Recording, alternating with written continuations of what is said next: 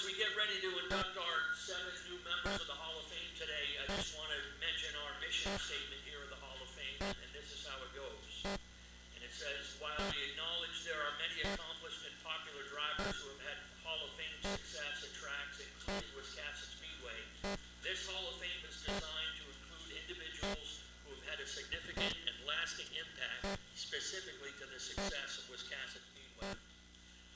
So that is our mission statement here, and if you know of anybody that belongs up here, then we have nomination forms you can fill out on our website, or you can see one of us and we can direct you in the right direction to get that going.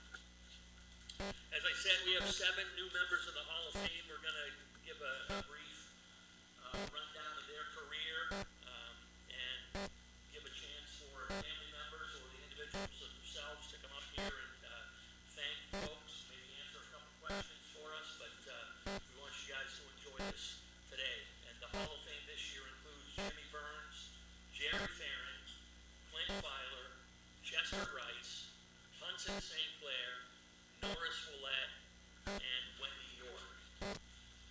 So let's get into our drivers here for our inductees. And we're going to do this in alphabetical order, just to be fair, so I'm sorry, Wendy. So first of all, we'll start with Jimmy Burns. And it goes this way. If there was ever a nickname that fit a driver, it was Gentleman Jimmy Burns. One of the nicest and most well-liked drivers to compete on the tracks of Maine. He first strapped into a race car at Unity Raceway in 1969, but eventually competed in over 20 tracks throughout the Northeast, including Wiscasset Speedway. Jimmy ventured over to Wiscasset in 1971 and immediately made an impact, picking up a couple of wins and finishing 7th in points alongside other local legends such as Bill Bailey, Lawrence Reno, Buster Grover, Steve Langelier. Burns kept stacking up the wins and climbed his way up in the standings each of the next 4 years. 5th in 72, 4th in 73, 3rd in 74, and 2nd in 75. From there, his racing career took him over to Oxford, where he won his first title in 1982 and backed it up again in 83. More racing dreams drew him to the Busch North Series in the late 80s, but his home track of Unity and his second home at Wiscasset would come back into the picture in the 90s. In a magical year in 1991, he won the Unity Pro Stock title in dominating fashion and was also runner-up to Mike Rowe in the Pro Stocks here at Wiscasset in the same season. He logged more wins and more top tens at Wiscasset again in 1992 and 93, and continued to do it all with the sportsmanship and class that he was known for. In 1997, Jimmy would hang up his helmet after a nearly 30-year career and over 100 wins. But on August 15, 2020, Jimmy came out of retirement to run a senior modified race at Wiscasset, which he won 51 years after he first strapped into a race car. For his years of victories and memorable moments, Jimmy Burns enters the Wiscasset Speedway Hall of Fame class of 2023. Congratulations.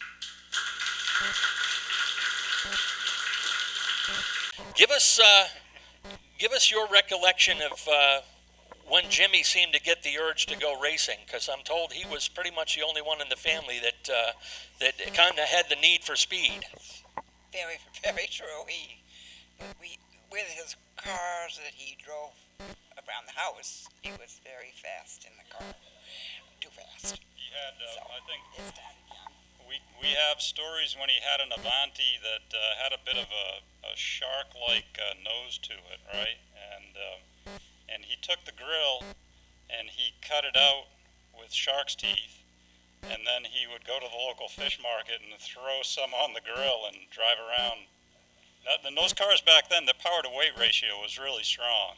So he was a hellion behind that, and that's where he started when he was in high school. One of the hard things that I've seen in this racing business is to be successful, but also be a nice guy that people enjoy racing with. That seems to be a great characteristic of Jimmy. Yes, and all his teammates, I'll say. Jeff Rich is here. Yeah. And Dave McMaster is here. And, no, teammates. Well, anyway, quite a few teammates, and they were all wonderful with him. And he seemed to have success no matter where he raced. That's kind of unique as well. Yes. Well, the nice thing with, certainly with Jimmy is we all know him as a colorful character, to say the least. He did have we think of him every day. He's where he influenced so much, and so many of us in so many ways. Certainly myself wouldn't be doing what I'm doing proudly without his influence at the earliest of ages, coming here in the mid-'70s and watching him race. And, he had so much of an influence in that respect. But, behind the wheel of a race car, he really was a gentleman. He wanted to pass cleanly. He really was a true sportsman. Now, out of the race car, we know that too. And a lot of that is not suitable for work. But, just a fun-loving guy that loved life. And, we enjoyed, especially in his later years, he started to focus more on family, and we had such great times. And one of his sayings that's appropriate right now is he would say it all the time, is, "I'm not here for a long time, but I'm here for a good time." And so we love him and we honor him every day.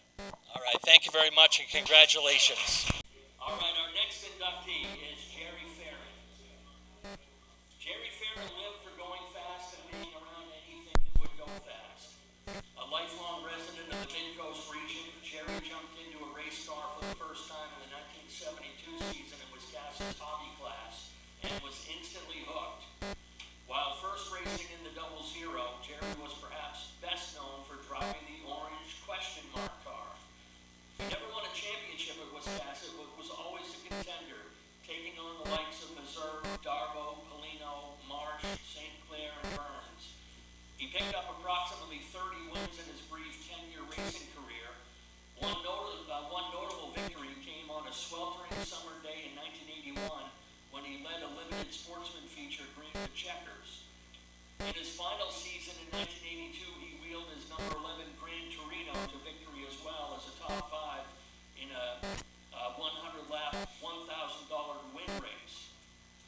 He was a popular driver among his fans and fellow drivers, but he then decided to hang up his helmet to concentrate on family and other hobbies. However, he still kept his hands in other forms of racing, organizing the annual lobster boat races, snowmobile drags, and helping his son and grandson's motocross careers. Even when he wasn't at the track, racing was always on his mind, and he was willing to talk racing and driving fast with anybody that came along. For his contributions to Wisconsin Speedway and the greater racing community, Jerry Ferrin has earned his place in the 2023 class of the Wisconsin Speedway Hall of Fame. And what is your name, sir? I'm Gary Ferrin. Gary Ferrin, and Jerry was your dad, right? He was my dad, and I was lucky enough to grow up to come to the track and see all these guys that are on this wall back here. I was 10, 12, sneaking into the pits. They'd hide me in the back of the truck coming in through the pits, and I'd hide in the tires or whatever I could do to get into the pits because I was too young. But no, I grew up here. So you got your need for speed from your dad. He seemed to, as the bio said, and when talking to the family as well, he even if he wasn't here, he was wanting to talk racing with somebody that would walk through the door any chance he got. Oh yeah, no, he loved the racing. I mean, he followed me and my son stuff, but he followed us every weekend. Yeah, and that was quite a sacrifice that he gave up in the prime of his career to go and support your racing. Yeah, I wished I could have gone this way too, but I chose two wheels. And how's that worked out for you? It's been a lot of fun? It has. I've enjoyed it tremendous. I've won a bunch of championships racing motocross. My son's won some championships, and my dad was there every weekend with us. Is there anybody in particular, sponsors, family, friends that you want to thank for his Hall of Fame career? Oh, Chester Rice for sure. I mean, Chester was a big part of the whole thing. Johnny Rice and Lorraine, they were always big. I mean, I lived at their house working on cars during the week. Howard Stetson was Stetson Saab. He was a big contributor to them towards the end of it. They're giving them good motors. And I can't think of anybody else really that was.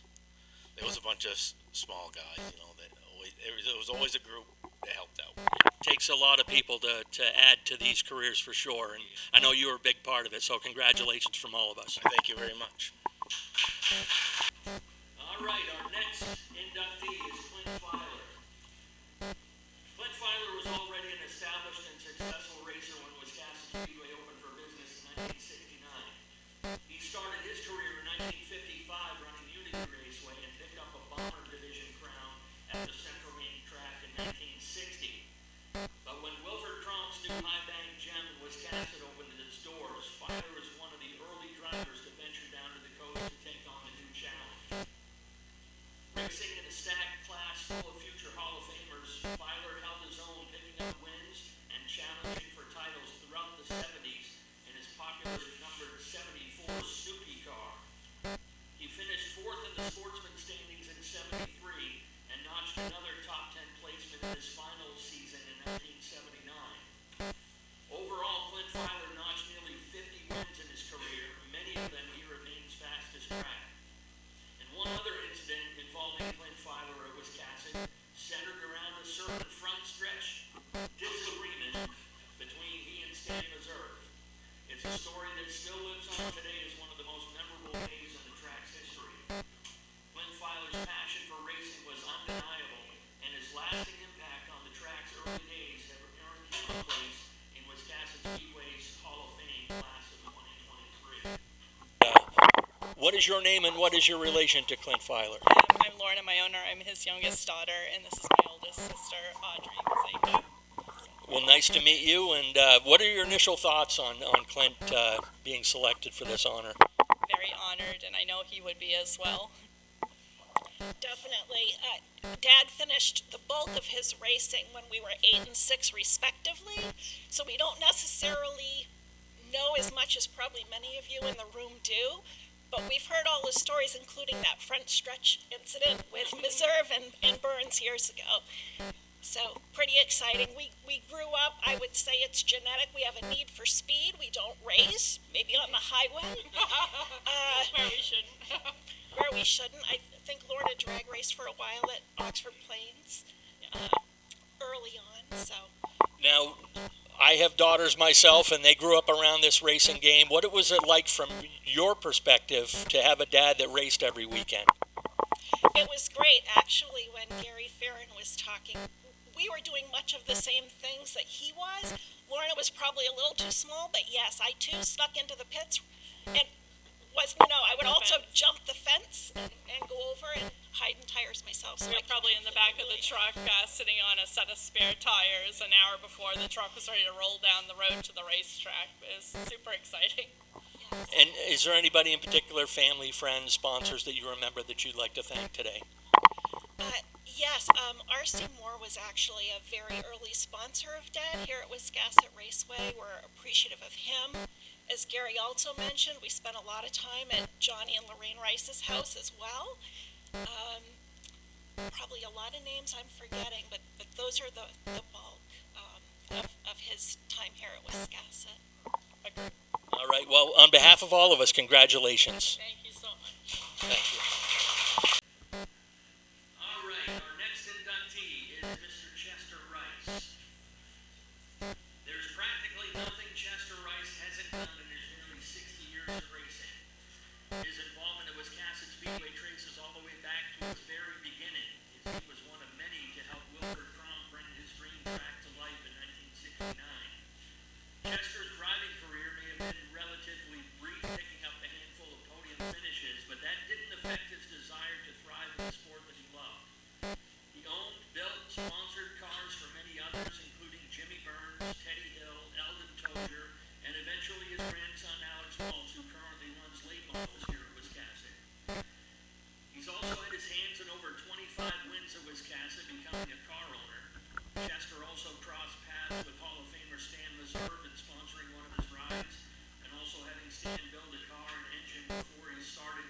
racing. Chester's contributions to racing also reach beyond the track itself, sponsoring cars, race events, and other things, as he's been a steward of the sport and has gone out of his way to use whatever resources are at his disposal, whether it be knowledge, talents, money, or sponsorship, to make the sport that he loves move forward. His dedication to his craft and the long-term contributions to the track and its drivers have earned him his rightful place in Wiscasset Speedway's Hall of Fame, class of 2023. Congratulations, Chester. We're talking a little bit here when you first arrived today, and you were recollecting back your relationship with the Kronk family and how you went about helping to get this place off the ground. Well, they were all friends of mine. We were all starting the excavating business. Wilfred, Milford, and actually Raymond Goodrow and a couple others spent a lot of time, and we'd trade stuff back and forth whenever we needed, and just watched the place develop. And when it got ready to open, we were ready with some race cars. We had a bunch of hobby cars. Our neighborhood probably had 10 race cars over here. I had 3. I had 2 myself, and my brother had 1. And I raced them for a couple of years. Then I graduated to a car, which was a little faster than I needed for the time in my life. And I only raced it a few times. And the last time I raced that car, I actually spun out in turn 3. I could hear Stan Reserve coming. I knew I was actually leading the race, and I could hear Stan coming. I guess I got a little excited and spun out, and they all missed me. And I decided I better pay attention to my dirt business, never mind the race car. But after that, I built race cars. I really enjoyed doing it. And Eldon Tozier came along, and he raced cars of mine for a long time and won a few races.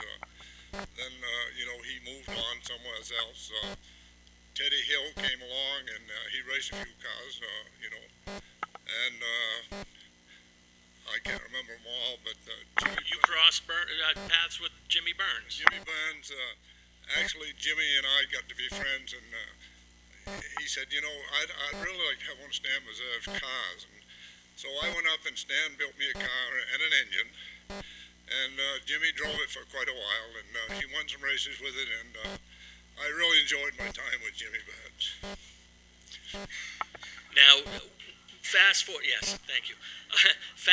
to today. I mean, you're still involved with racing. How's it feel to see your grandson out there racing? My grandson over there, yep, he does well. My girls dug all this up, and I forgot most of it. But they did, they brought it all back. Thank you. Absolutely. Congratulations from all of us. Our next inductee is Punson St. Clair.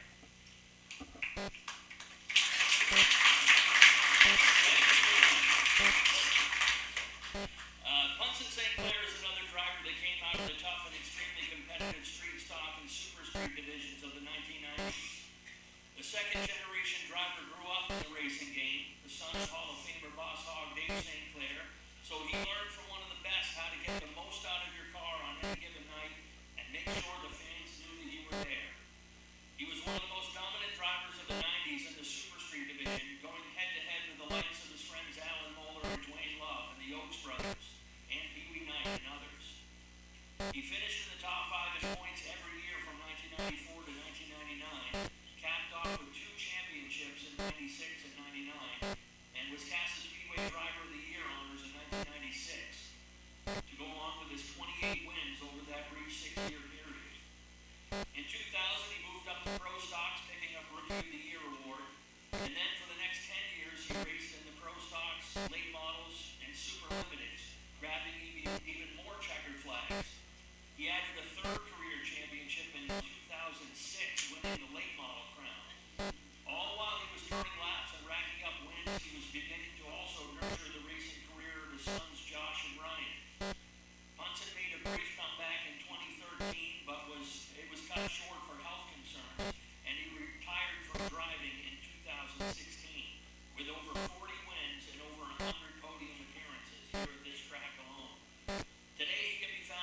ringside in the middle of the St. Clair racing machine, and the fans definitely knew he was there, and now he is a member of Wisconsin Speedway's Hall of Fame class of 2023.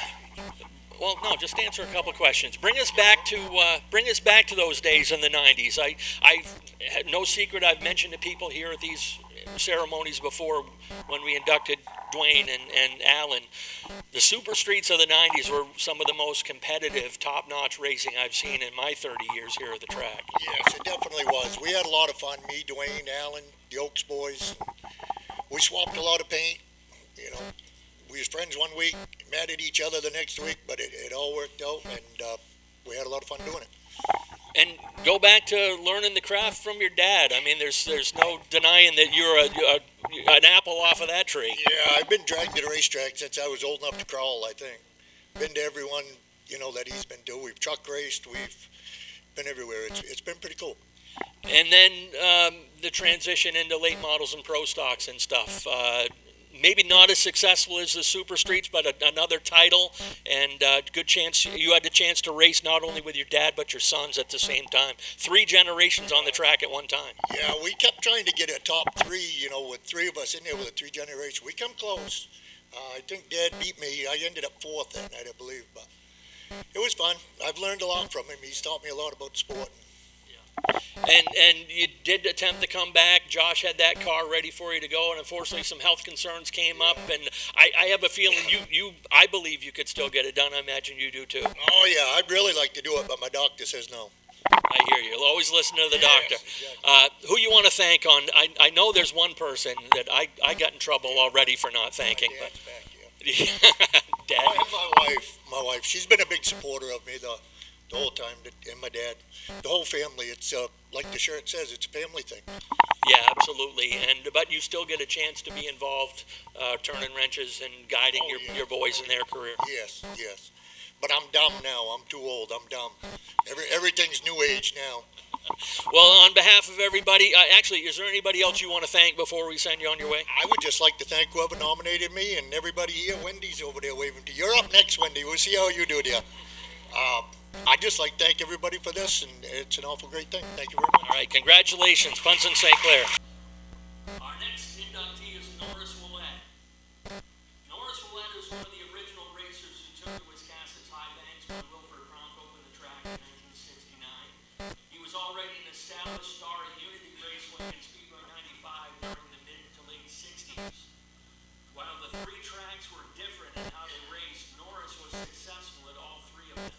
Driving for car owner Blaine Littlefield, Willett piloted the famous purple and white 56 Ford known as the Apple Blossom Special to many big victories.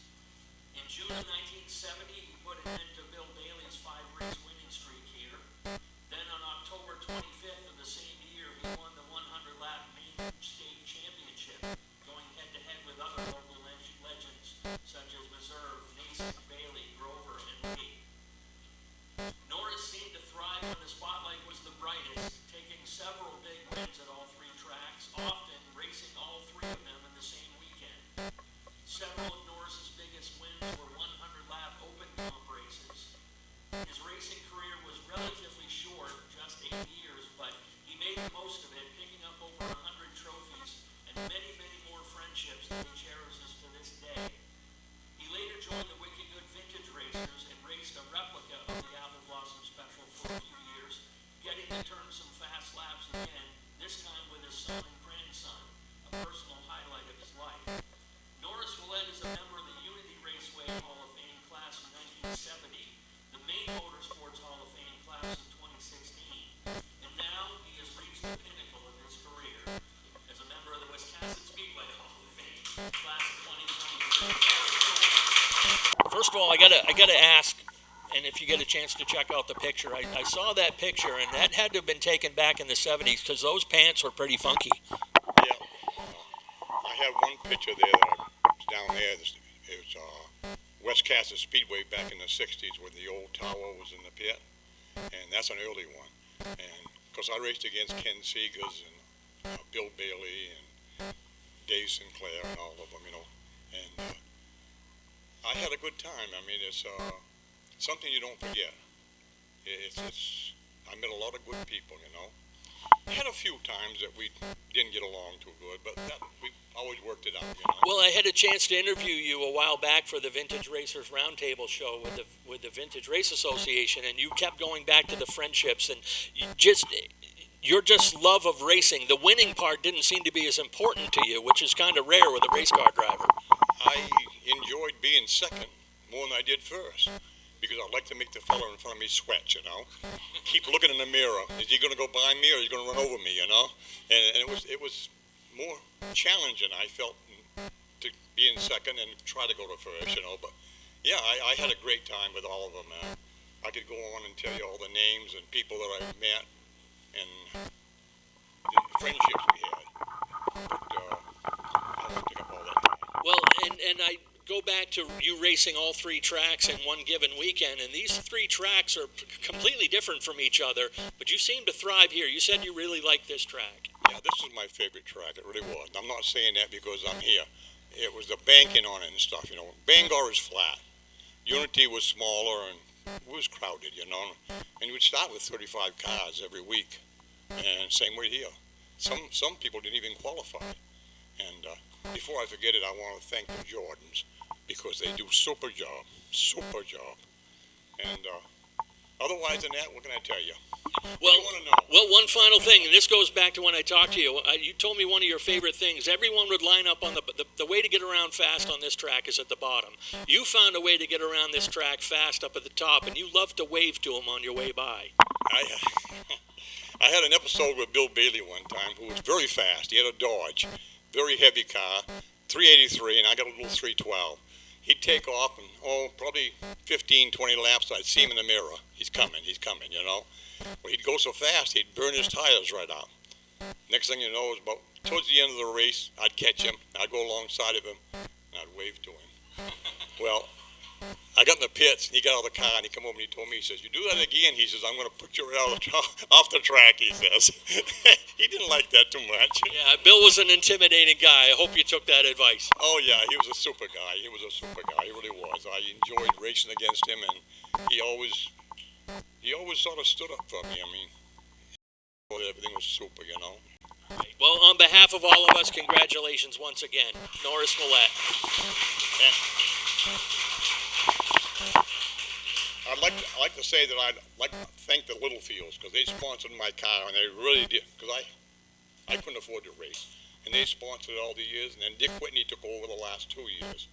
And then when I was out here racing, and really good racing against my grandson, my son, it was 3 generations, and I just loved it. It was super, I mean. And now I got a great grandson sitting right over there. Lincoln, stand up for a minute. All right. He sits in my car all the time, and I'm putting the 312 back into it to come here to give kids a ride around the track. Awesome. I like to race, but we won't go there. All right. Thank you very much. Congratulations. All right. Our final inductee today is none other than Wendy York. Hi, Wendy. Wiscasset Speedway has seen hundreds, if not thousands, of drivers and track workers come and go over the past 50-plus years. It's the nature of the business to be in a constant state of change. But over 32 years of the track's history, one thing that hasn't changed has been Wendy York over in the pit tower. She started helping at Unity Raceway in the 80s, but then began working here at Wiscasset in 1991 when the St. Clair family reopened the track. While her primary job was to assist at the pit tower, she helped wherever was needed: mowing, weed whacking, cooking, painting, trophy and radio wrangler, and more. Within a couple of years, she took over as the chief pit steward here at the track, and other than a brief break in the late 2000s, she's been the one in charge of keeping the show rolling on the pit side of the operation. Rarely seen, but often heard. Giving instructions over the pit side PA, each week she keeps pre-race practice moving and makes sure all of the heat feature races are organized and lined up correctly and ready when called for by the race ops guys. Her ability to take charge and also to adapt to changes, many at the last minute, has made her a valuable part of the success of Wiscasset Speedway. She was the Wiscasset Speedway 2021 winner of the track's Volunteer of the Year award. And for her years of steady, reliable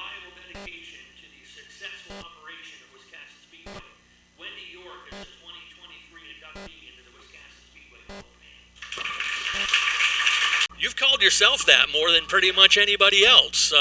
That's all right. You love what you do. I do. What is it about this place that you love? You've been here. Dave, when he bought it, he said, "You're coming with me." And I left Unity after 14 years. And I've weed whacked, I've mowed, I've cooked, I've gone and got trophies, I've gone and got radios, I've done almost everything. I even flagged for the Coastal a couple of years ago. Nice. But your place is up in that tower. You, a lot of people joke you don't need the microphone, but what is it like to, you get all these big tough guys just crumbling at your feet to make sure they do what they're told? They fear me. What does it take to do that job up there? Guts. Yes. Yes. And when I'm at my other job, they just say, "Wendy, this one needs a pizza." Okay. I just scream out the name and they come and get their pizzas. They don't dare to wait. No, they do not. What's your future look like? You're gonna be. I'm gonna die here. I love what I do. Is there anybody you'd like to thank for all these years you've spent here? Dave for getting me down here. My daughter for putting up with my crap. My son-in-law for putting up with me. And my grandson that can't wait to get over and turn the microphone on so we can holler at people. Nice. Well, on behalf of all of us here, congratulations. We love you. Thank you. So, folks, now